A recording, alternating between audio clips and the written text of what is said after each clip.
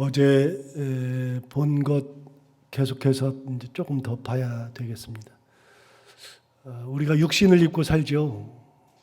그러니까 이 땅 사는 동안에 우리가 육신의 일을 하는 겁니다. 만약에 육신을 입지 않았으면 우리는 육신의 일을 할 필요가 없습니다. 예를 들어서 이제 육신을 입었으니까 먹어야죠. 영은 먹을 필요가 없는 거죠. 육신을 입었으니까 먹는 거죠.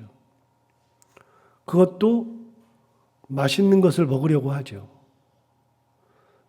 자기 입맛에 맞지 않으면 먹지 않죠.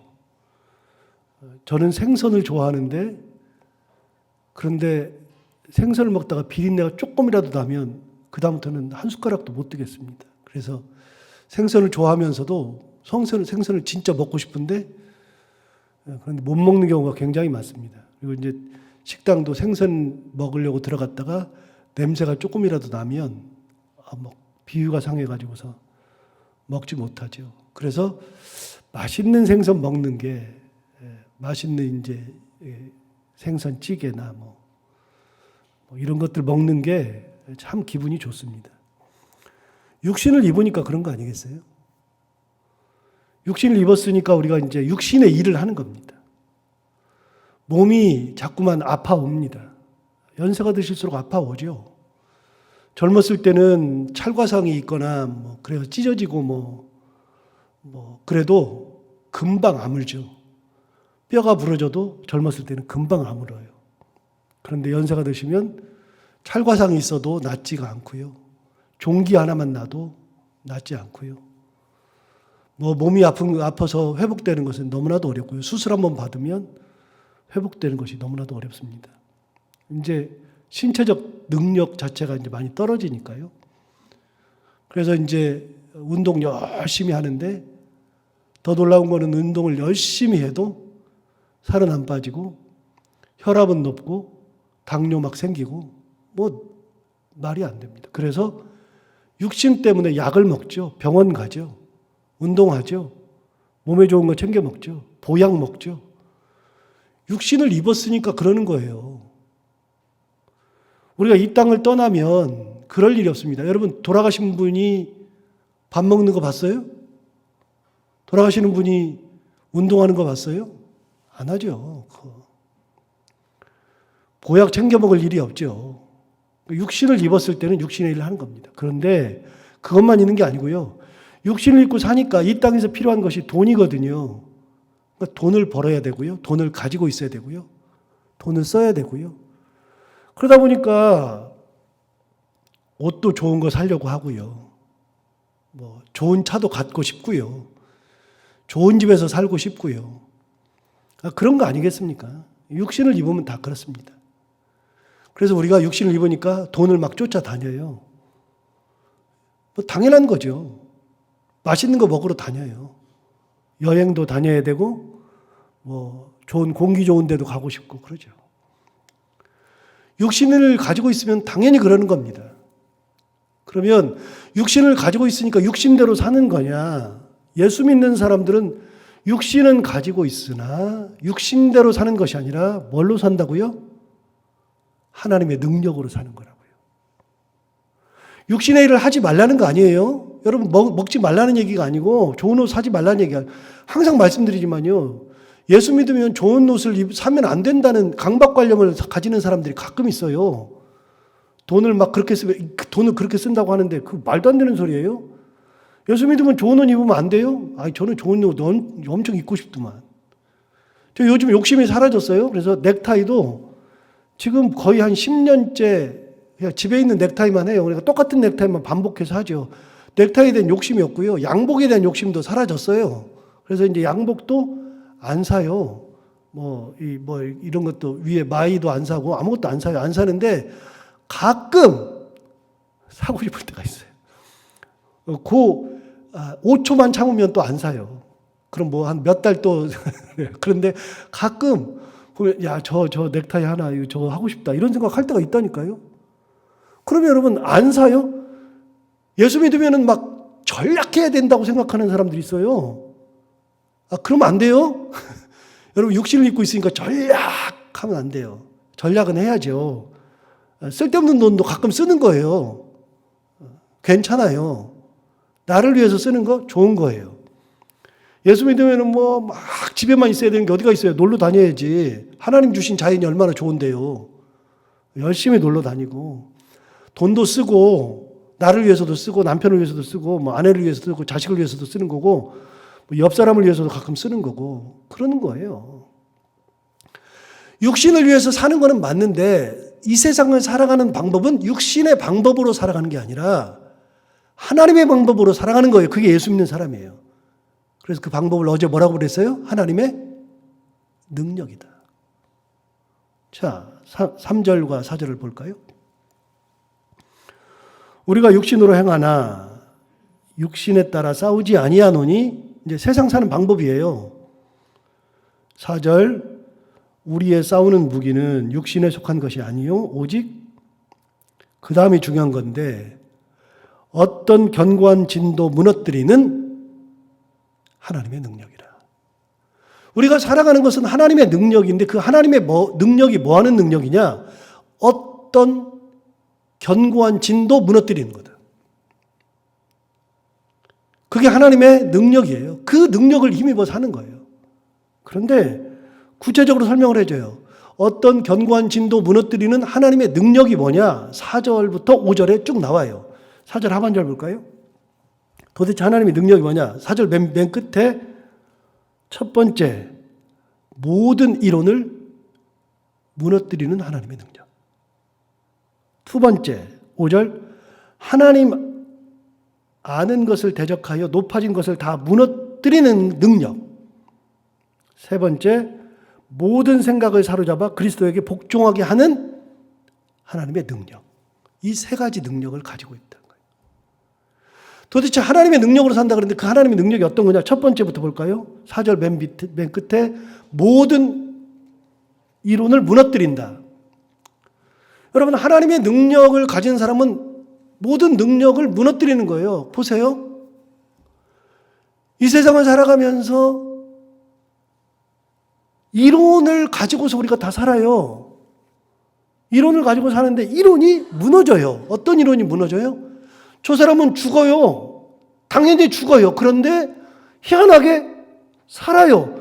그러면 뭐라 그러냐 우리는? 기적이라고 얘기해요. 저 사람은 도저히 살 사람이 아니야. 그런데 살아.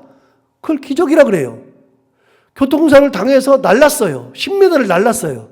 10m를 날리는 순간에 사람들이 딱 보고 있을 때 저 사람은 죽었다 그랬어요. 그런데 희한하게 10m를 날랐는데 벌떡 일어나가지고 가는데 보니까 여기 찰과상만 좀 입어요. 그걸 뭐라 그래요? 우리는 기적이라 그래요. 여러분 기적의 뜻이 뭐예요? 해석이 안 된다는 뜻이에요. 우리가 가지고 있는 상식으로는 이해가 안 된다는 것이 기적이에요. 그런데 성경은요 온통 기적이에요. 무슨 기적이에요? 창세기 1장 1절부터가 기적이라고 그랬잖아요. 창세기 1장 1절에 뭐라고 되어 있어요? 우리 다 아는데 창세기 1장 1절 성경을 아무리 몰라도 우리는 창세기 1장 1절 다 알죠. 태초에 하나님이 천지를 창조하시니라. 도대체 천지가 창조됐어요? 1장 2절을 쭉 읽어보면 말씀으로 다 창조하는데 창조가 됐냐고요. 신학자들 얘기를 몇 번 말씀드렸어요. 신학자들이 성경에 나오는 모든 사건들 중에 그 사건들 중에 믿지 못할 사건들이 엄청 많아요.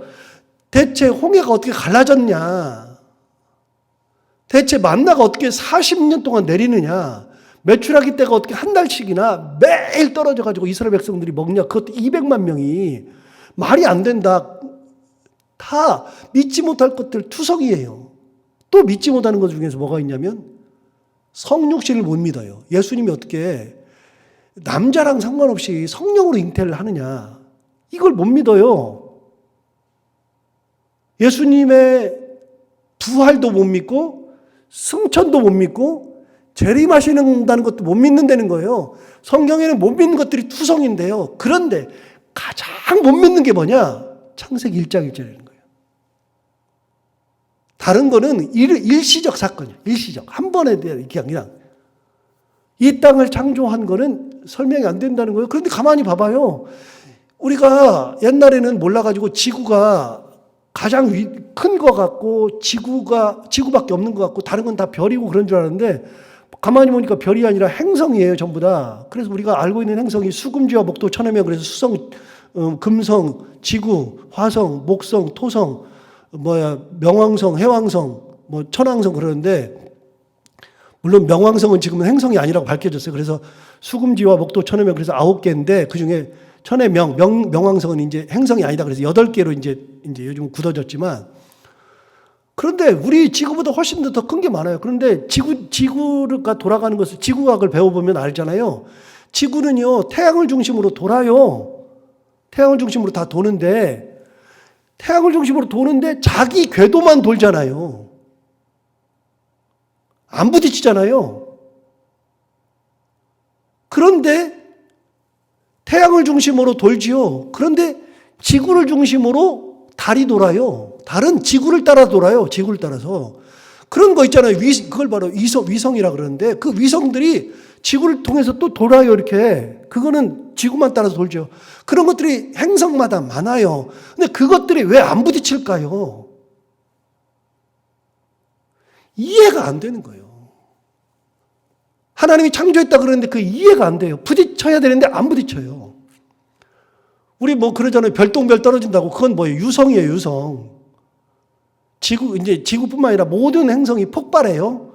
폭발을 하면, 이게 별이 폭발하는 거죠. 별이 폭발을 하면, 폭발한 그 잔해들이 사방으로 날아가다가 행성하고 부딪히죠. 지구하고도 부딪히게 되죠. 그래서 지구로 들어오면 지구의 성층권을 지나서 대기권을 지나서 떨어지는 것이 우리가 유성이라고 그러잖아요. 별똥별. 그럴 수는 있어도 부딪히지는 않아요. 하나님의 섭리가 놀라운 거예요. 하나님의 창조 섭리가. 인간의 몸을 볼까요? 인간의 몸은 46개의 염색체를 가지고 있어요. 염색체가 46개가 꼬아져 있어요. 우리 생물할 때 다 배웠죠. 그런데 46개 염색체 중에 하나만 없으면 사람은 재구실을 못해요. 또 46개가 이렇게 제대로 꼬여야 되는데 꼬일 때 하나가 잘못 꼬이면 증후군이 생겨요. 다운 증후군, 무슨 증후군. 엄청나요, 그게. 여러분, 콩팥이라고 하는 거 요만밖에 안 해요. 콩팥이. 크지도 않아요. 그게 피를 걸른다 그러잖아요. 그 콩팥이 요만밖에 안 하는 것이 우리 몸 장기 속에서 활동을 하는데, 콩팥이 피를 못 걸러주면 사람들이 피를 못 걸러서 피가 탁해지니까 결국은 죽으니까 어떻게 해요? 그거 신장 투석하잖아요. 그것 때문에 평생을 투석하는 사람도 있어요. 일주일에 한 번 투석하다가 3일에 한 번 투석하다가 하루에 한 번 투석하다가 하루에 2번씩도 투석할 수도 있고요. 나중에 안 되면은 그냥 그대로 가는 거예요. 요만한 장기 하나만 고장나도 그렇게 된다고요, 우리가. 하나님이 만든 신비가 얼마나 대단한지 아세요? 이해가 안 되는 거예요, 이해가. 이론이고 뭐고가 어디가 있어요. 천지창조부터 사람의 이론으로는 해석이 안 돼요. 우리 하나님의 능력이 그런 능력인데, 천지를 만드시고 우리 몸을 만드시고 우리가 갈 길을 정하시는 분이 하나님이신데 무슨 이론이 어디가 있어요? 그러면 세상 살다가 우리가 가지고 있는 법칙은요, A를 거기다 넣으면 B가 나와요. 예를 들어서 C를 심으면 씨앗에 의해서 이게 농산물이 나오잖아요. 그런데 여러분, 농사 지으신 분 다 알죠? 여러분, C를 심으면 내가 기대하는 그 농산물이 딱 나와요? 무를 심으면 기가 막힌 무가 나와요? 아니요. 날씨에 따라서, 토양에 따라서, 아니면 다른 요인들에 따라서 그렇게 안 나오는 거예요. 사람의 생각으로. 근데 희한하게 큰 게 나올 수도 있고 작은 것이 나올 수도 있고 안 나올 수도 있고 다 죽을 수도 있는 거잖아요. 인간이 그 속을 어떻게 알아요, 사람들이? 아무것도 모르죠. 우리가 이론상으로는 이렇게 하면 이렇게 나와야 되는데 세상살이는 이렇게 하면 이렇게 나오진 않아요. 애들은 여러분들이 내놓고 키웠어요, 전부 다? 저나 여러분이나 내놓고 막 커라 그래요? 열심을 다해서 키우잖아요. 잘 먹이고 잘 키우고. 그럼 그 애들이 열심히 키웠으니까 무조건 다 1등이에요? 안 돼요. 그게. 내가 열심히 키운다 그래서 그게 되는 게 아니에요. 그래서 이 땅을 살아가는 것은 모든 이론을 무너뜨리는 하나님의 능력으로 사는 거다. 그 능력으로. 그러니까 세상에 핍박이 왔을 때 그 핍박을 이기는 것은 내가 싸워서 이기는 게 아니라 하나님께서 그 핍박을 이기게 하시는 하나님의 능력으로 힘입어서 핍박을 이겨내는 거라고 그러죠. 자, 두 번째. 5절 첫 번째. 하나님 아는 것을 대적하여 높아진 것을 다 무너뜨린다. 하나님 아는 것을 대적하는 사람들 있잖아요. 뭐야? 사무엘 하 5장을 보면 재밌는 기사가 나옵니다. 이제 뭐 찾아보면 그러니까 제가 설명드릴게요. 사무엘에서 하 5장을 보면 사무엘 상에서 사울 왕이 죽고 이제 사무엘 하부터는 이제 다윗이 이제 등장하잖아요. 그럼 다윗이 이제 이스라엘의 왕이 돼야 되는데 왕이 되려고 할 때 사울 왕 다음에 다윗을 바로 세운 게 아니라 우리 이제 수요 성경 때 엄청나게 많이 배웠으니까요. 사울 다음에 다윗을 바로 왕을 세운 것이 아니라 누구를 왕으로 세우냐면 사울의 아들인 이스보셋을 왕으로 장립해요. 그래서 다윗은 사울이 죽고 나니까 자기도 왕이 돼요. 왕이 되는데 이스라엘 전체 왕이 되지 못하고 이스라엘 전체 왕은 이스보셋으로 이스라엘 사람들이 세웠고요. 다윗은 혼자 왕이 되는데 유다 지파의 왕이 돼요. 그래서 혼자 헤브론에서 왕이 된다고요. 이스보셋은 이스라엘에서 왕이 되고. 그래서 우리가 성경을 배울 때는 사울 다음에 다윗이 2대 왕이고 솔로몬이 3대 왕인데 성경을 가만히 보면 그러지 않아요. 사울이 죽은 다음에는 다윗이 바로 2대 왕이 된 게 아니라 이스보셋과 다윗이 동시에 왕이 되는데 사실은 이스보셋이 이스라엘의 왕이고 다윗은 유다 지파, 12지파 중에 유다 지파의 왕만 된다고요. 그 다음에 이제 7년 정도 지난 다음에 혹은 7년 6개월 지난 다음에 이스보셋이 죽고 이스라엘의 장로들이 헤브론에 있는 다윗을 찾아와서 우리의 왕이 되어 주십시오. 그래서 다윗이 이스라엘 전체 왕으로 등극하는 장면이 3장, 4장에 나옵니다. 그래서 이스라엘 전체 왕이 된 다음에 처음 한 게 뭐냐? 예루살렘에 가가지고 예루살렘을 점령하는 거예요.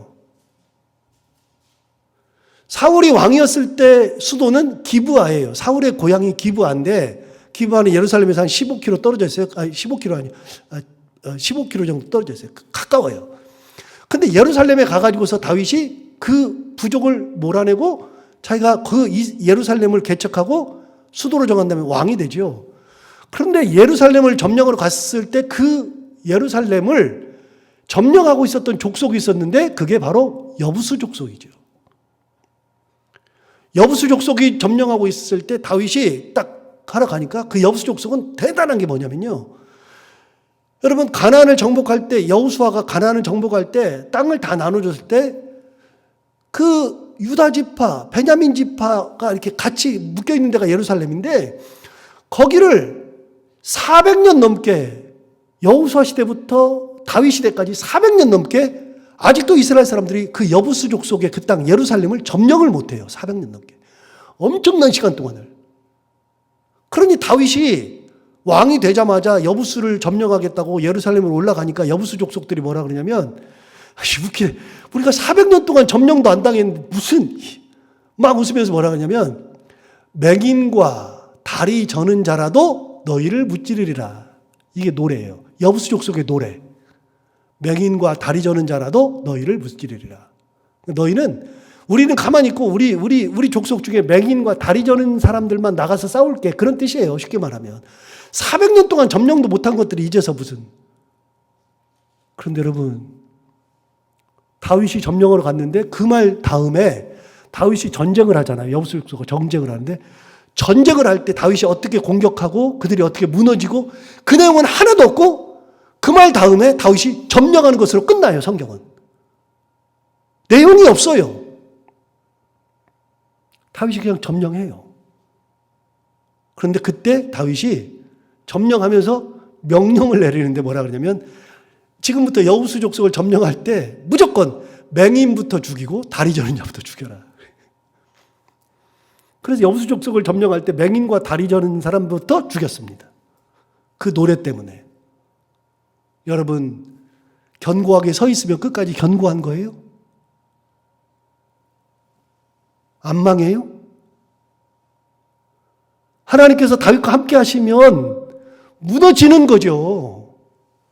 어떤 견고한 진도 무너지는 거죠. 하나님을 대적하고 있을 때 언제까지 안 무너져요? 무너지는 거죠. 그 공화국이라는 것이 얼마나 가요? 끝까지 가요? 무너진다니까요. 여러분, 우리나라의 역사는요, 500년마다 바뀌었어요. 500년마다. 우리나라 역사는. 그래서 우리나라 역사는 500년 역사예요. 그 신라 시대가 500년이고요. 통일신라 시대가 500년이고요. 고려 시대가 500년이고요. 조선 시대가 500년이에요. 우리는 500년씩 가요. 그런데 중국 역사는요. 지금 대단한 대국이라고 하지만 중국 역사는요. 100년 가는 민족이 거의 없어요. 나라가. 족속이 많아 가지고요. 엄청나게 바뀌어요. 100년 가면 많이 가고 200년 가면 진짜 많이 가는 거예요. 300년 가면 정말로 많이 가고 그 이상은 가는 데가 없어요. 몇십 년이면 끝나요. 중국은. 중국이 뭐 했어요? 중국이 북경을 수도로 두었을 때에 했던 게 뭐예요? 이방에 오랑캐들이 쳐들어오니까 오랑캐들 막겠다고 만리장성 쌓은 거 아닙니까? 만리장성은요, 위성에서도 보이는 거 아니에요? 위성에서도? 저 위에서 하늘나라에서도 보면 만리장성이 보인다는 거예요. 만리장성이 몇 킬로입니까? 4,000킬로 아닙니까? 4,000킬로짜리니까요. 실제로는 4,200킬로인가 그래요. 굉장히 큰데 그 만리장성을 쌌어요. 여러분, 만리장성 싸니까 중국이 안 무너지던가요? 다 무너져요. 여부수 족속이 아무리 그래도 하나님의 능력으로 무너지는 거예요. 자, 다시 보세요. 여리고성은 안 무너져요? 여리고성도 하나님께서 함께 하시니까 무너지죠. 그것도 단 한 번 활도 쏘지 않고 칼을 들지도 않았는데 무너졌어요. 뭘로? 돌기만 했는데 무너졌어요. 그것도 돌고 제사장이 7번째 돈 다음에 나팔을 불었더니 이스라엘 백성들이 한 거는 딱 하나예요. 돈 다음에 7일째 7번째 돌고 나서 이스라엘 백성들이 한 게 뭐예요? 함성을 와 질렀더니 그냥 확 무너졌어요. 이게 말이나 되냐고요, 이게. 그런데 하나님을 대적하는 사람들, 하나님 아는 것을 대적하여 높아진 것, 그걸 무너뜨린 분이 하나님이다. 자, 5절 다시 보세요. 한 글자 한 글자를 잘 생각해 보세요. 하나님이 아는 것을 대적하여 높아진 것을 다 무너뜨리시는 분, 그분 하나님. 그 하나님의 능력으로 사는 거다. 그러니까 여러분, 우리가 이 땅 살 때 뭘로 살아요? 하나님의 능력으로 사는 거예요. 예수 믿는 사람 뭘로 살아요? 하나님의 능력으로 살아요. 우리 하나님 어떤 분이에요? 이론을 다 깨뜨리시는 분이에요. 야, 네가 무슨, 그건 네 생각이고, 네 생각이고.